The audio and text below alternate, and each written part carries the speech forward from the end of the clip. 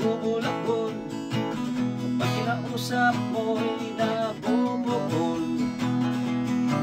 Palagi siyang kaaway ng teacher, binabato siya ng eraser, nahuhuling nangungupit ng test paper.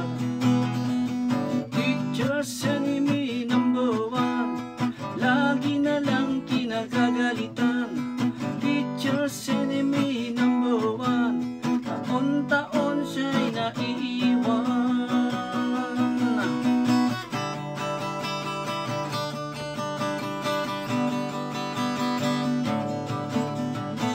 Pag pumasok na siya ng classroom, nasa tubong na siya ng sermon. Walang ibang dalang gamit kundi baon. Kapag ito na ang basahan, namumroblema sa kanyang magulang.